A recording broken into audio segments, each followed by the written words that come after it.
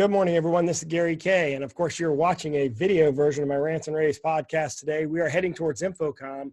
And as everyone knows, the industry is moving across the network, and you're going to need a lot of network providers, and you're going to have to change the infrastructure in a lot of your organizations, your clients' projects. And I've asked Dave Valentikunas to join us. He's basically the technical service manager for the Siemon company, which is about to be known as just Siemon, SIEMON.com. Dave, how are you? I'm doing well today, Gary. Thanks for having me on the show today. And what I'm guessing that most people haven't heard of Siemon, SIEMON, unless they're in the AV or unless they're in the IT space. But sure. The irony of that is you're over 100 years old. Yeah, the company was actually created in 1903. We're fourth generation, so we already hit the century mark, and we've taken our products from making carving knives to modern day data center infrastructures.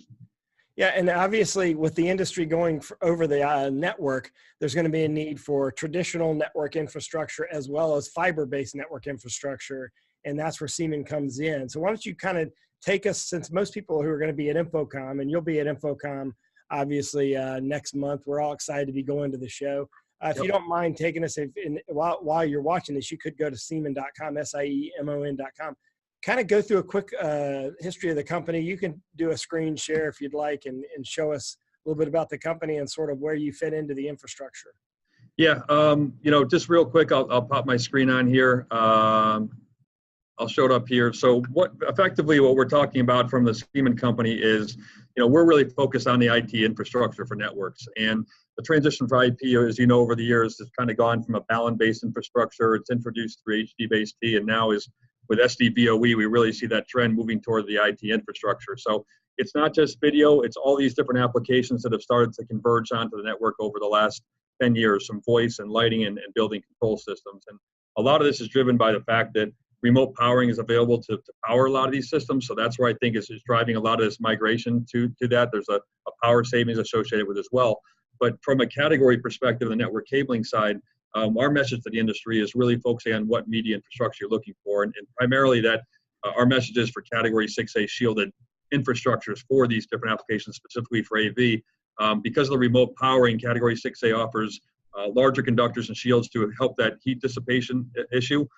For the AV market, as we know, like SDVoE is a 10 gigabit application, but category 6A supports 1, 2.5, 5, and 10 gigabits. And also because of the shielding, you don't have to worry about crosstalk or the distances, maybe limitations with things like HD-based T. So the key for that is not a lot of AV contractors may be familiar with some of the infrastructure components. So we've developed, our line actually includes a lot of, I would say, installer-friendly components for those maybe not as experienced in some of these things. Products that are intuitive and fast and repeatable for those folks not familiar with that, and also in some cases listed for use in plenum spaces where some of these things can go into play. So what I wanted to do is just kind of give you a quick highlight of a few key products that installers might be interested in so they can kind of see the background of how these products are actually terminated. As you can see here, everything is designed to be ergonomic and quick, and as a matter of fact, this video we have here actually shows the a real-time termination of a category 6A outlet in about a minute. So for these guys maybe that aren't familiar with it, it's a matter of just taking your 4-pair cable, removing the outer jacket, bringing the foil back onto the jacket. There's a wire, drain wire in there that gets wrapped around. There's a clear Mylar tape that goes over the pairs for a shielded type of installation. So you cut that off. Once you cut that off, you can effectively cut your center pair isolator away from that. Line up the pairs according to the color code on the wiring outlet there. Lace it into the module, hold it in place. Lace the conductors actually according to that color code right into the model. So it's actually really intuitive. It's easy on the fingers for installers. It's a color code that they can wrap their head around and really easy to follow for them to do that. And you'll notice here that none of this is impact. They're not using a punch down tool to do this, or just lacing the conductors into the outlets, trimming them. And then once you have that done, you just trim off the foil, the drain wire, pop it into the outlet, pop it into what we call the Z tool, grip it with your thumb, and you're good to go. So wow. Just kind of a 1 minute quick termination process for that. Yeah, that's a great demo. And we have a very similar thing because not everybody here, for example, here's an example of what people typically wire from the telecommunications room out to an outlet, and they run a patch cord to the device.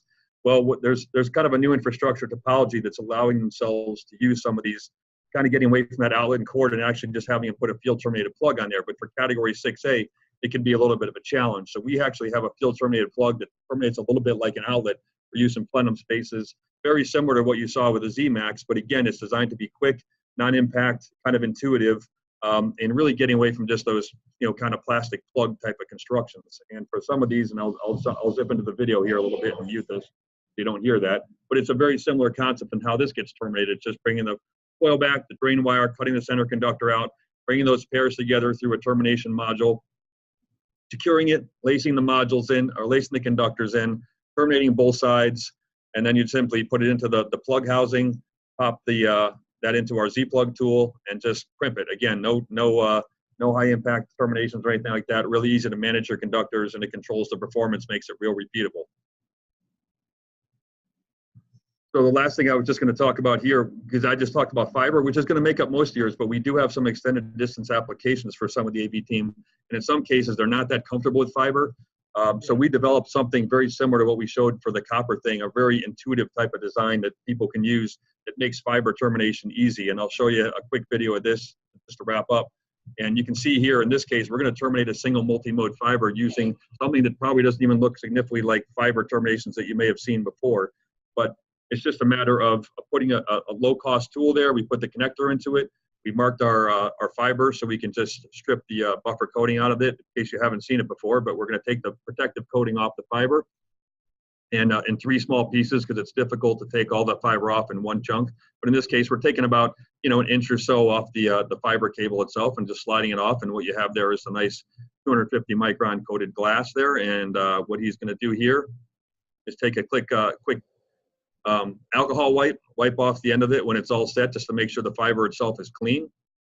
And then from there, all we have to do is we have to put a good cleave on the end of that fiber, a nice high-end, kind of good quality cleave at the end of that. So we have a cleave tool that's incorporated. You put it into there, and it's got the 10 millimeter mark that we just line up onto there. And it's a cool little tool that what it's going to do is it's going to make a nice even end face on the fiber. It stores the debris onto that. And then once you're done with that, all you have to do is bring your connector back, slide the fiber into the back of the tool, right through a channel into the back of the connector, put a little bow on that for pressure to make sure it's got it.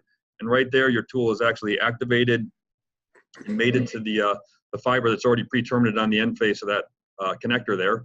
We're going to take a visual fault locator. It's got a visible light, plug it in the end.